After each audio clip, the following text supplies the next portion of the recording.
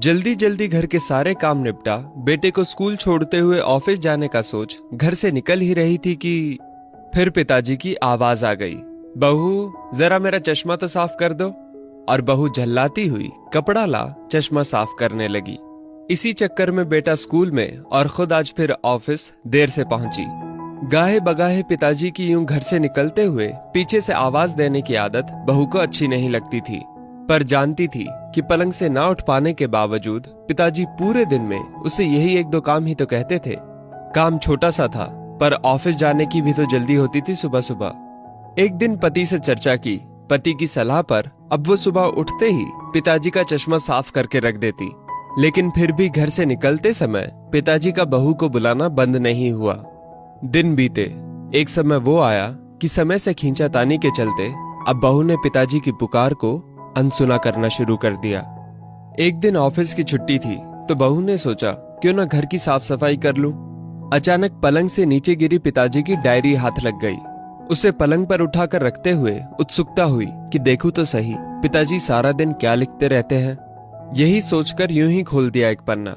उस पन्ने पर लिखा था, मेरी प्यारी बहू, आज की इस भागदौड़ भरी जिंदगी में घर से निकलते समय बच्चे अक्सर बड़ों का आशीर्वाद लेना भूल जाते हैं। बस इसीलिए जब तुम चश्मा साफ कर मुझे देने के लिए झुकती हो तो मैं मन ही मन अपना हाथ तुम्हारे सिर पर रख देता।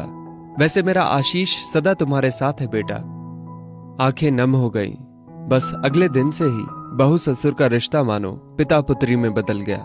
अब 5 मिनट पहले तैयार होकर बेटे को स्कूल छोड़ने के लिए पिताजी की आवाज से पहले ही बहू चश्मे को साफ कर देती। पीने के पानी का जग उनके पलंग के सिरहाने रखती। जाते समय लाड़ प्यार से 2-4 वाक्यों में सारे दिन की हिदायतें देती। कभी उनके फल या दवाई ना खाने का उलाहना, और अंत में, अच्छा बाबूजी ऑफिस को देरी हो रही है, चलो बेटा बाबूजी को बाय बोलो, कहकर घर से निकलती। बूढ़ी हड्डियों में ना जाने कैसे ताकत सी आने लगी। दवाई वही थी पर सेहत में सुधार 10 गुना होने लगा था। पिताजी स्वस्थ होने लगे थे, परंतु अचानक एक दिन हृदय गति रुक जाने से स्वर्ग सिधार गए। उनके अंत समय में उनके मृत देह के चेहरे पर संतुष्टि के भाव की भी पूरे परिवार में खूब चर्चा हुई थी। आज पिताजी को गुजरे ठीक 2 साल बीत चुके हैं। आज भी बहू रोज घर से बाहर निकलते समय पिताजी का चश्मा साफ कर उनके टेबल पर रख दिया करती है।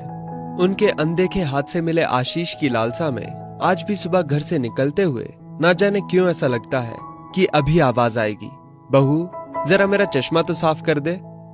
माता पिता का दृश्य आशीष ही ईश्वर की कृपा दृष्टि है। जीवित माता पिता की सेवा मरणोपरांत किए गए पितृकर्म से कहीं अधिक उत्तम है।